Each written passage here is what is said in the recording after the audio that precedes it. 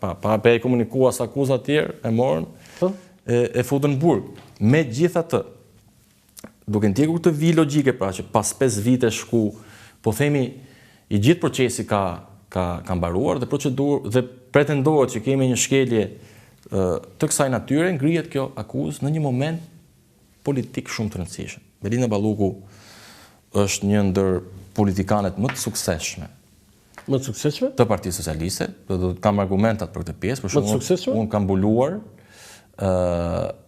qarkun e Fierit në zgjedhjet e fundit parlamentare të 11 maj. Po. Pra, një rezultat me 12 mandata atje. A është kjo, do me thënë, një madhe që ti suksesshëm? Një politikan? Kisha në aspektin politik, patjetër. Ti thua në bilancin e betejave politike? Pikërisht. Duke marrë 12 mandate që mos gaboj nuk ka patur ndonjë rezultat tillë Partia Socialiste në qarkun e Fierit, megjithëse njihet si një bastion. Jo, edhe Edi Rama nuk e kishte besuar dhe parashikuar atë. Dhe madje ato ditë u diskutua, pra teksa po numëroshin kutijat, u diskutua që mund të shkonim edhe drejt mandatit të 13. Pra, në fund u ndoshta për pak vota. Kjo një në aspektin politik, pra që kanë zgjallur ndoshta edhe një xhelozi shumë të madhe brenda vetë Partisë Socialiste. Që do thotë që mund ta sulmojnë, mund ta kenë sulmuar nga brenda Partisë Socialiste? Grupe të caktuara, interesi patjetër. Rregulli është që po sulmove dhe do të sulmojnë, no? Po, patjetër. Është me radha e punë pastaj. Dhe në aspektin e kësaj makinerie të fortë elektorale, po themi, që edhe u vlerësua nga Partia Socialiste, nga partia jo, se nuk është se kemi një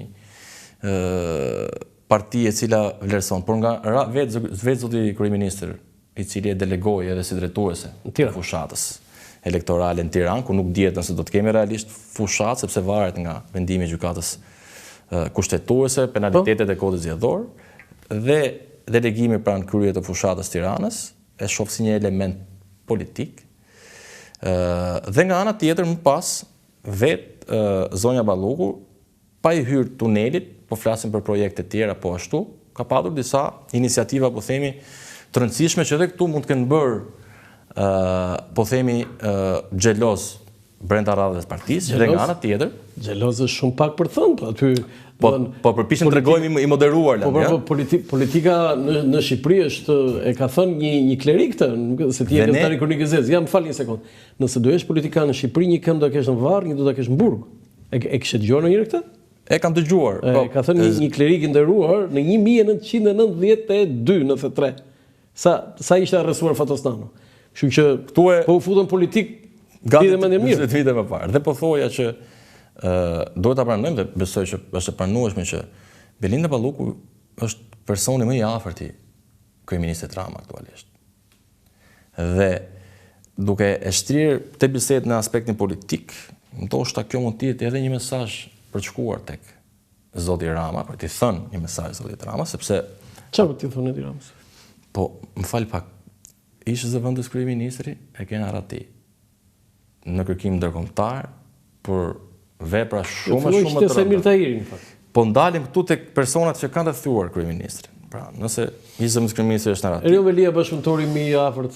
Do dalë dhe aty, po them, edhe zëvendësi tjetër, pra, i merret i pandehur, që nuk e di se si do të jetë situata politike, pra, zoti Rama, kush do të jetë zgjedhja efektive që do t'i jap kësaj çështje. Mos harrojmë këtu që zoti Rama ka ndruar disa herë qëndrimet e tij në raport me prokurorin. Se kjo është pyetja, si e shikon sjelljen e Ramës ndaj zonjës Balluku, të vetëm deklarata që ka dhënë për Deutsche Wellen në raport me prarës të tjerë, me Samir Tahirin, me Arben Ahmetaj, me Erion Veliajn dhe me Belinda Balluku. Të duket e njëjti qëndrim? Është pak herët për të folur. Jo, atë që tha Rama që e di drejtësia. Ai është, domethënë, është tokfjalësi që zoti Rama besoi përdor gjithmonë për të dalë nga situata. Por në raste të ndryshme zoti Rama ka mbajtur qëndrime të ndryshme. Pra, unë nuk e di nëse zoti Rama do të rikthehet çështjes ku do të përçojë mesazhe deri diku intimiduese spakut, apo do të qëndrojë indiferent. Fjalë intimiduese e kam këtu për tokfjalësin, ne nuk jemi republikë prokurorësh. Sjellje intimiduese e shikoi zotin Rama që mbledh grupin parlamentar dhe i përçon mesazhe spakut, ose mbledh stafin akademik të Universitetit Bujqësor që akuzohen po ashtu për shkelje të barazisë tendera. dhe thotë kjo nuk është normale, e akuzon SPAK-un për përndjekje dhe intimidim të dëshmitarëve në dosjen Veliaj, apo zoti Rama përfundimisht nuk do të bëjë një betejë direkte me prokurorinë e posaçme. Kemi një komision të posaçëm që është ngritur dhe ja ka besuar atij që njihet si babai i reformës drejtësi, Fatmir Xhafës, ku ky komision në letër është premtuar që nuk do të ketë iniciativa për të ndërhyrë në punët e drejtësisë, kryesisht institucioneve të reja apo thelbit të reformës drejtësisë është SPAK-u, por ne nuk e dim çfarë do të ndodhi, apo kjo do të jetë pika kulminante ku qeveria, konkretisht kryeministri Rama, do të shpallë një luftë zyrtare, frontale, të drejtë për drejtë me prokurorinë e posaçme, sepse ky zhvillim vjen në një moment ku zoti Rama nuk e kishte diskutuar në asnjë moment mbështetjen dhe qëndrimin pro prokurorisë posaçme. Megjithëse kishte informacione di Rama të rezulton që zonja Balluku do merre vendeu? Shiko, në rrethin po themi të gazetarëve, politikanëve, si rrethin gazetarëve, se kuptojnë këtë, si gazetari vjetër kronikës se kuptojnë, kjo quhet sindikata e gazetarëve pastaj.